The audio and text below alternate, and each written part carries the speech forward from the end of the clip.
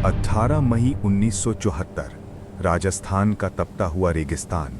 सुबह के लगभग 8:05 अचानक धरती हल्की सी कांपती है। रेत के टीलों के बीच से धूल का एक गुबार उठता है। कुछ क्षणों के लिए गहरा सन्नाटा और फिर वायरलेस सेट पर एक शांत आवाज सुनाई देती है, the Buddha has smiled. Buddha मुस्कुरा उठे हैं। ये कोई साधारण वाक्य नहीं था, ये एक संकेत था। भारत ने इतिहास रच दिया था। लेकिन सवाल ये है कि जिस देश ने दुनिया को अहिंसा का संदेश दिया, वही देश गुप्त रूप से परमाणु परीक्षण क्यों कर रहा था? ये मजबूरी थी, रणनीति थी या अस्तित्व की लड़ाई? कहानी की शुरुआत उस दौर से होती है जब दुनिया दो महाशक्तियों अमेरिका और सोवियत संघ में बंट चुकी थी। 1945 में हिरोशिमा और नागासाकी पर परमाणु बम गिराए गए और दुनिया ने पहली बार देखा कि एक विस्फोट पूरे शहर को मिटा सकता है। भारत तब आज़ाद भी नहीं हुआ था, लेकिन कुछ दूरदर्शी वैज्ञानिक समझ चुके थे कि भविष्य की शक्ति विज्ञान और तकनीक से तय होगी। भारत की परमाणु यात्रा का आधार बने होमी जहांगीर भाभा। उन्होंने 1945 में Tata institute of fundamental research की स्थापना की और भारत को परमाणु विज्ञान में आत्मनिर्भर बनाने का सपना देखा।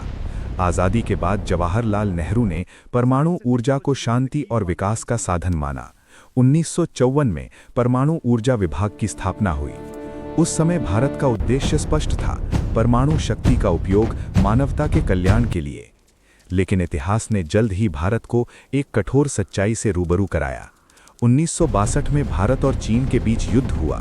ये युद्ध सिर्फ सीमाओं का संघर्ष नहीं था, बल्कि आत्मविश्वास पर गहरी चोट थी। भारत को सैन्य हार का सामना करना पड़ा और फिर 1964 में चीन ने अपना पहला परमाणु परीक्षण कर दिया। अब खतरा वास्तविक था। भारत के पड़ोस में एक परमाणु शक्ति खड़ी थी। स्थिति यहीं नहीं रुकी। 1965 और 1971 के युद्धों के बाद पाकिस्तान ने भी परमाणु कार्यक्रम तेज कर दिया। 1971 के युद्ध में पाकिस्तान की हार और बांग्लादेश का निर्माण दक्षिण एशिया की राजनीति को बदल चुका था। भारत को समझ आ गया कि सिर्फ आदर्शों से सुरक्षा नहीं मिलती, शक्ति भी आवश्यक है। 1972 में प्रधानमंत्री थीं इंदिरा गांधी। एक गुप्त बैठक में वैज्ञानिकों के साथ चर्चा हुई। निर्णय लिया गया कि भारत परमाणु विस्फोट करेगा, लेकिन इसे पीसफुल न्यूक्लियर एक्सप्लोजन कहा जाएगा। मिशन को कोड नाम दिया गया ऑपरेशन स्माइलिंग बुद्धा।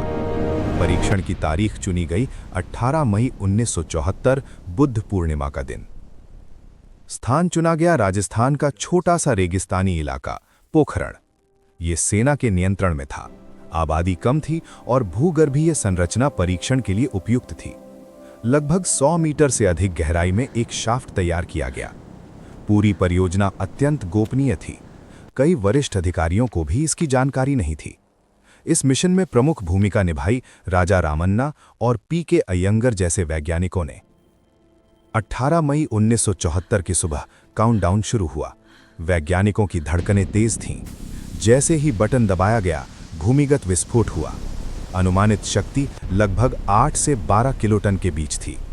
सतह पर एक छोटा गड्ढा बना, लेकिन उसके राजनीतिक और रणनीतिक प्रभाव दूर तक महसूस किए गए।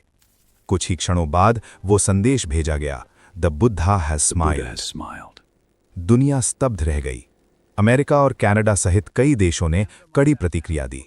परमाणु आपूर्तिकर्ता देशों ने मिलकर न्यूक्लियर सप्लायर्स ग्रुप का गठन किया। भारत पर तकनीकी प्रतिबंध लगाए गए। अंतर्राष्ट्रीय सहयोग सीमित कर दिया गया। लेकिन भारत ने अपने फैसले को राष्ट्रीय सुरक्षा और आत्मनिर्भरता का कदम बताया। भारत ने इसे शांतिपूर्ण परमाणु विस्फोट कहा।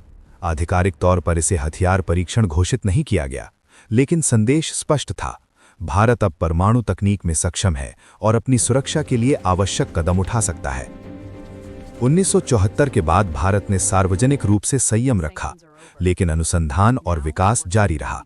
ये परीक्षण केवल एक विस्फोट नहीं था, ये एक रणनीतिक घोषणा थी कि भारत अपने निर्णय स्वयं ले सकता है, चाहे वैश्विक दबाव कितना भी क्यों ना हो। राजस्थान के उस शांत रेगिस्तान में आज भी सब कुछ सामान्य दिखाई देता है। तो दोस्तों, ये कहानी आपको सुनकर कैसा लगा, कमेंट में जरूर बताना और कमेंट में जय हिंद बोलना मत भूलना। मिलते हैं और एक रोमांचक वीडियो में।